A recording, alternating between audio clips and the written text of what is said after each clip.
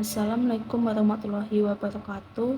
Perkenalkan, nama saya Dita Regina Boruslalahi, NPM 232906106. Saya mahasiswi dari Universitas Jutnyadin Medan, Fakultas Bisnis dan Humaniora, Prodi Ilmu Hukum. Di sini saya akan menjelaskan tentang hukum tata negara. Hukum tata negara mengatur struktur dan fungsi pemerintahan serta hubungan antara negara dan individu. Menurut Jimli Asidik dalam bukunya Hukum Tata Negara dan Pilar-Pilar Demokrasi, hukum tata negara meliputi prinsip-prinsip dasar seperti kedaulatan rakyat, pembagian kekuasaan, dan supremasi konstitusi. Hukum tata negara adalah bidang yang mencakup aturan dan prinsip yang mengatur struktur, fungsi, dan kekuasaan lembaga-lembaga negara serta hubungan antara negara dan warganya. Dasar dari sistem hukum ini adalah konstitusi yang berfungsi sebagai hukum tertinggi dan menetapkan kerangka dasar pemerintahan. Konstitusi menentukan pembagian kekuasaan antara cabang eksekutif, legislatif, dan yudikatif, serta mengatur hak-hak dasar warga negara seperti kebebasan berbicara, perlakuan yang adil di depan hukum, dan partisipasi dalam proses politik. Selain konstitusi, hukum tata negara juga melakukan prinsip-prinsip seperti supremasi hukum, yang berarti semua tindakan pemerintah harus didasarkan pada hukum yang sah, dan demokrasi yang menekankan partisipasi rakyat dalam pengambilan keputusan politik. Prinsip checks and balance adalah memastikan adanya mekanisme pengawasan dan keseimbangan kekuasaan antara berbagai lembaga negara. Di Indonesia, hukum tata negara terus berkembang sejalan dengan perubahan politik dan sosial. Contohnya, reformasi konstitusi antara tahun 1999 dan 2002 memperkuat prinsip-prinsip demokrasi dan hak asasi manusia, serta memperkenalkan mekanisme baru untuk meningkatkan akuntabilitas pemerintah dan transparansi dalam proses pengambilan keputusan. 1. Sumber hukum tata negara. Sumber utama hukum tata negara di Indonesia adalah Undang-Undang Dasar 1945. Selain itu, Undang-Undang Organik, keputusan Mahkamah Konstitusi, dan kebiasaan yang berkembang di masyarakat juga menjadi sumber hukum yang penting. Maria Farida Indrati dalam bukunya Ilmu Perundang-undangan menjelaskan bahwa sumber-sumber hukum ini membentuk kerangka hukum yang mengatur berbagai aspek kehidupan bernegara. Ada berbagai landasan yang menjadi dasar penyusunan, pelaksanaan, dan pengawasan aturan-aturan dalam tata negara. Di dalamnya terdapat berbagai dokumen, praktik, dan prinsip yang diakui dan dijadikan rujukan dalam pembentukan hukum tata negara. Sumber-sumber ini penting untuk memastikan bahwa hukum yang berlaku dalam suatu negara memiliki legitimasi dan diterima oleh semua pihak yang terlibat. 1. Konstitusi. Konstitusi adalah sumber utama dan paling dasar dari hukum tata negara. Dokumen tertulis ini merinci struktur pemerintahan, pembagian kekuasaan, serta hak dan kewajiban warga negara. Di Indonesia, konstitusi yang berlaku adalah UUD 1945.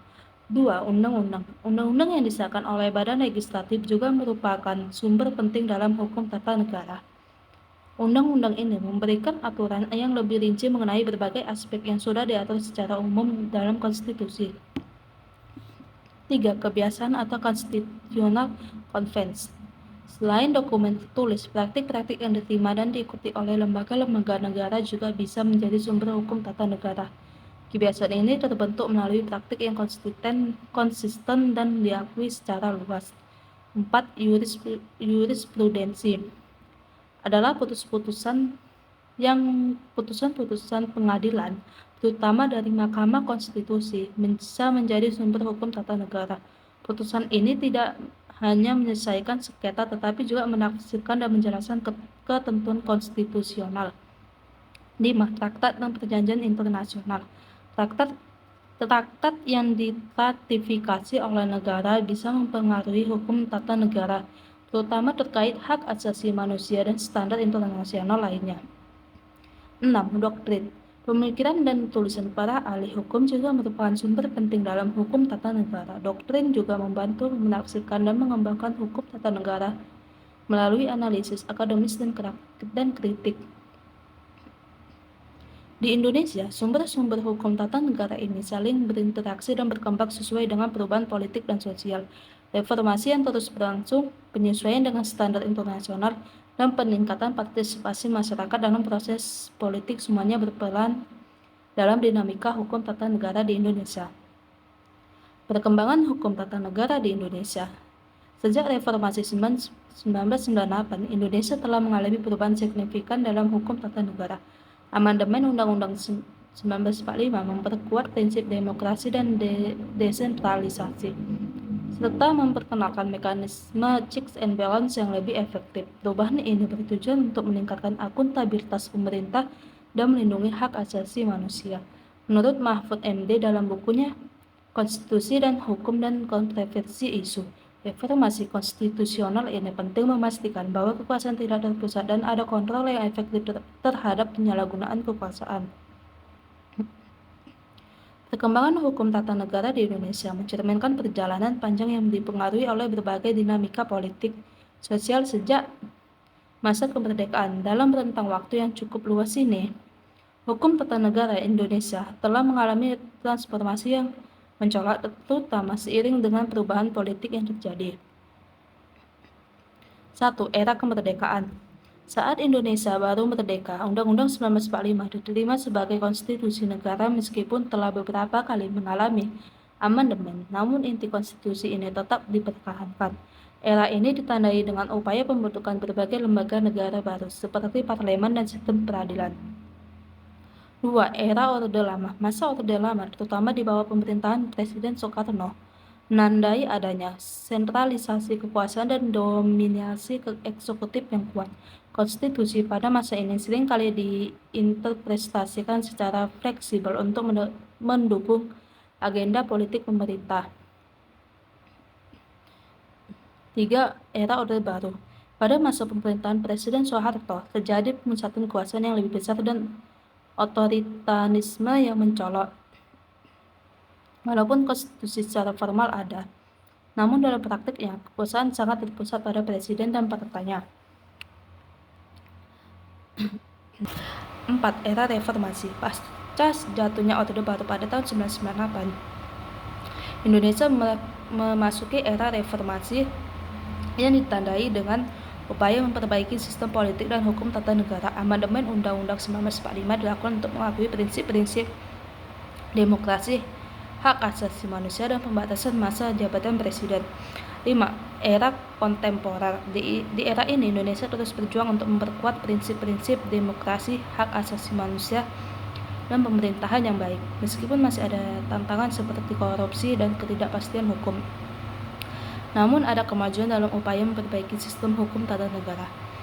Teruslah terjadi perjalanan panjang dalam perbaikan dan pembentukan hukum tata negara Indonesia yang dipengaruhi oleh dinamika politik dan sosial yang terus berkembang. Isu kontemporer dalam hukum tata negara. Isu-isu kontemporer yang memengaruhi hukum tata negara di Indonesia mencakup sejumlah tantangan yang relevan dengan kondisi sosial, politik, dan ekonomi saat ini. Salah satu isu utama adalah korupsi yang tidak hanya merugikan secara finansial tetapi juga merusak kepercayaan masyarakat terhadap lembaga negara dan sistem hukum. Ketidakpastian hukum juga menjadi masalah yang sering dihadapi, menghambat investasi dan pertumbuhan ekonomi karena kurangnya kejelasan dalam penegakan dan interpretasi hukum. Selain itu, ketidaksetaraan dalam akses terhadap keadilan dan layanan publik juga menjadi perhatian penting. Dengan kesenjangan ekonomi, sosial, dan gender yang terjamin dalam sistem hukum, transparansi pemerintahan dan pengambilan keputusan menjadi isu krusial, di mana keterbukaan informasi publik dan akuntabilitas pemerintah sangat diperlukan.